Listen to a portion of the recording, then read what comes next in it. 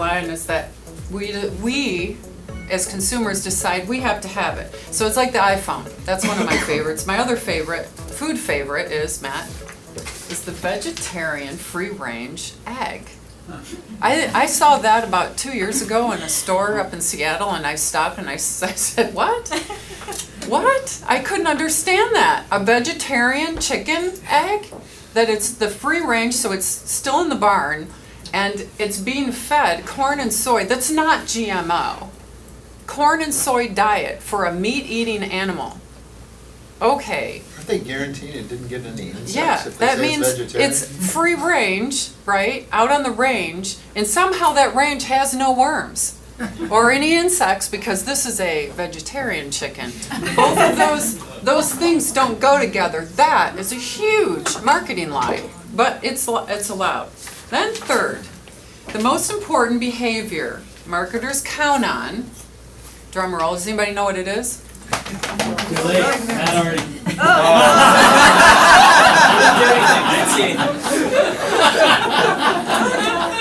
Did anybody see it? Did anybody see it?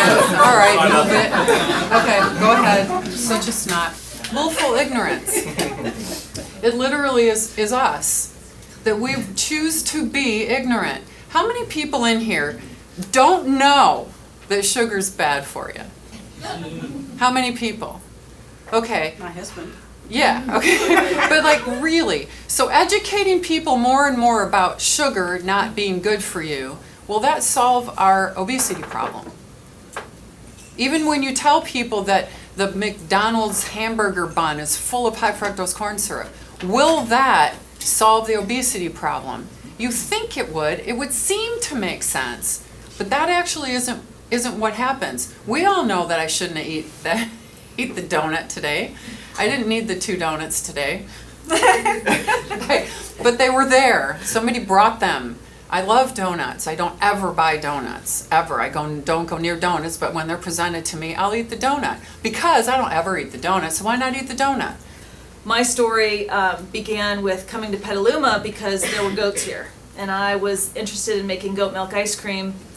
And this was where I settled because I found a farmer who was willing to tutor me and sell me milk and help me get started. And that journey was a really, an MBA for me because I learned not only how to run a farm and how to start a business and how to deal with animal husbandry and all the issues that come with having a goat farm, but also that there's a lot of confusion out there about why something costs what it does and what something means. And when it comes to goat milk ice cream, it was my job was to be a teacher because the lactose intolerant issue was huge, the small family farm issue was huge, the RBST issue was something that was just kind of crescendoing and coming to the forefront thanks to our friends at Ben & Jerry's. And there were equally sides of confusion and misunderstanding on the producer side, the people that I was buying things from. Ice cream uses a lot of egg yolks. We had a heck of a time finding anybody that was using pastured chickens, much less free range or cage free or any kind of, you could buy one type of sugared egg yolks to make ice cream and that was it. To the consumer side where people didn't really understand why it would cost more to gather milk from 20 small farms as opposed to, mass producing it in a factory back in New York and shipping it out here. That thought process about all those external costs that are going into something weren't really forefront.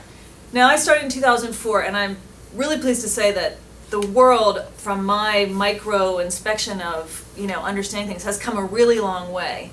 And, moving from Los Angeles to Petaluma was sort of a big culture shock, as well as just leaving the Hollywood kind of daily life to farm life. But the most important thing for me was I was following a value chain. I was interested in something that I could express myself in terms of my own values and how I wanted to live and how I wanted to see animals raised and the kinds of things I wanted to put in my body. And I was really pleased to find the natural food industry is full of those kind of people. There are a whole community of people doing amazing things around organics, and it does exist. It's not a very big percentage of the overall food system in America, but it does exist, isn't If it? you're aware of what's happening around you, that you will change the way you act, and with that change, that will reduce the impact, our impact on the world. And the way we decided to do it, as Laura presented, was through films and speakers, because films are a very, very moving medium, and when people see it, they kind of get in. And we followed those films by having speakers after the films who could discuss and lead discussions about what was being presented in the film. Next, Matt.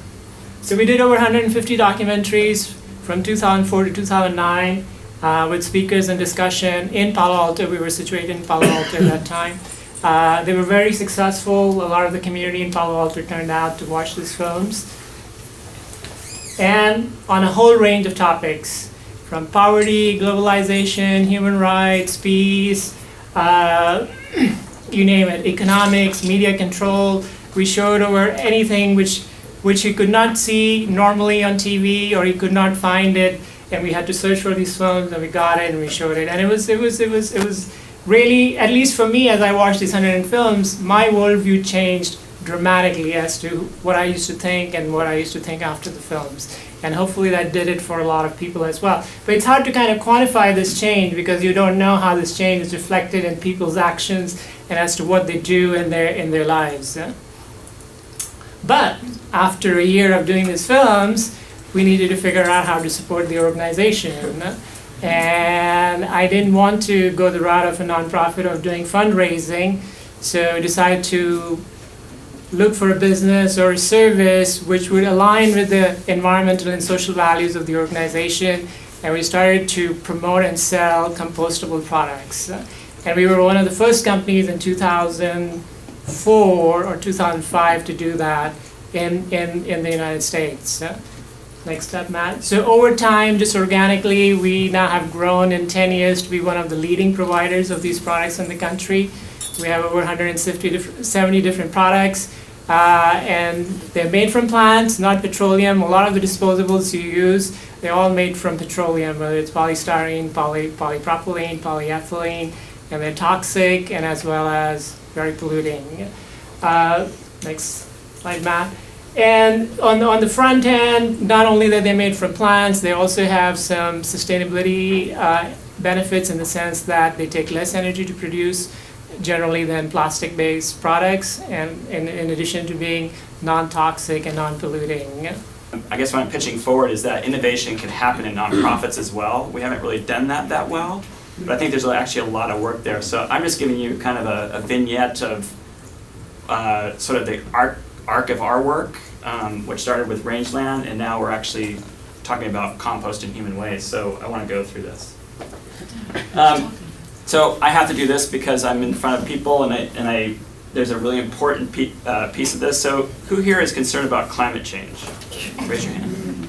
You don't have to be, but if you are, the one thing I have to say is, and this is a fundamental shift for me in my own transition, because I was focused on energy and transportation. It's where I have done most of my work. But to be honest about it, we're really having a challenge going deep on energy and transportation for a whole host of reasons. And I was sort of looking out there to try to find some new strategies. With climate change, we're focused primarily about atmospheric emissions, and that's a really important piece of the work.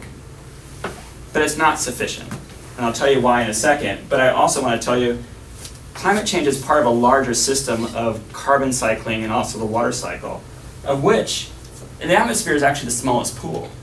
The largest pool is actually oceans, and the second largest is the biological life on Earth. And actually, we depend on that thriving system for everything we do, for the clothes, the food.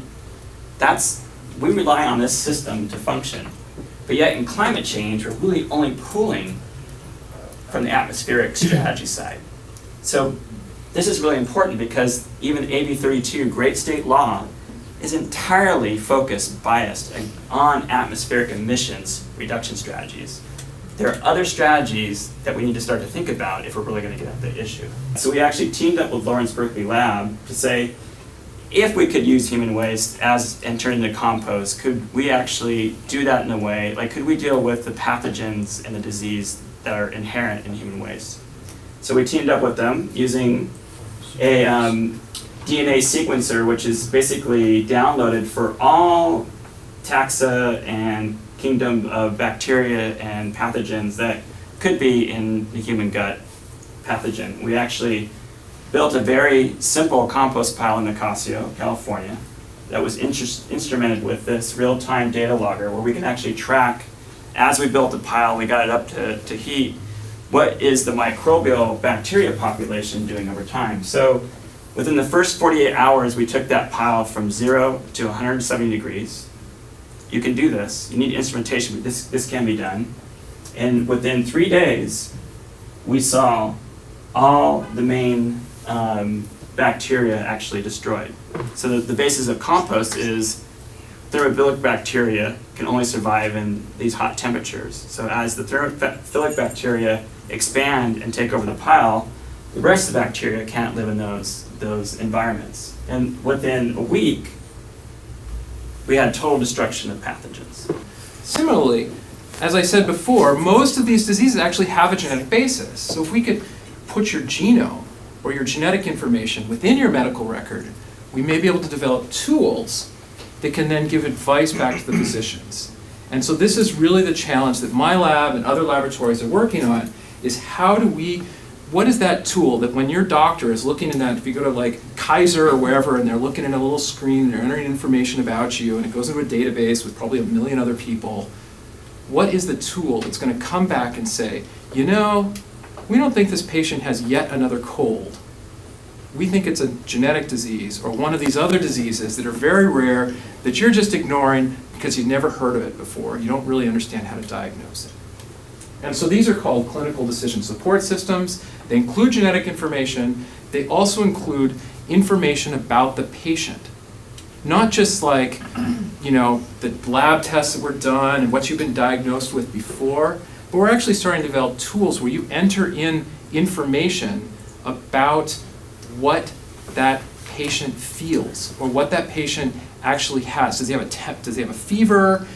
Does the lab test show some metabolite is too low? Have you identified genetic information that's important? Are they having trouble sleeping? All of that kind of information. So we can then describe that patient, go into the database and say, of all the other 50 million patients that have seen doctors, which ones look the most similar based on these profiles of what they look like, not just what they're being diagnosed with, but actually how they feel or how we can observe about these patients. Solar, which is still a very small amount, by the way, about 1% of residential installation have actually a solar system. So it's a very small penetration at this point. It's growing very fast, but a small amount of penetration. It's creating economical and technical difficulties to the operators. Why economic? Well, today when you have solar, I have solar in my house, I basically pay $4 per month to PG&E because I can offset my consumption. And actually I often offset less than my consumption, but because I produce energy at the time where it's the most expensive, I don't need to produce as much as I'm consuming to get the zero bill. Okay? We are operating in the United States under a system called net metering, which is you get credit from utilities at the same cost, same price per kilowatt hour than what you're consuming. Okay, so if you produce 1 kilowatt hour net to the grid, you'll get credit for a kilowatt hour that you consume down the road, at night.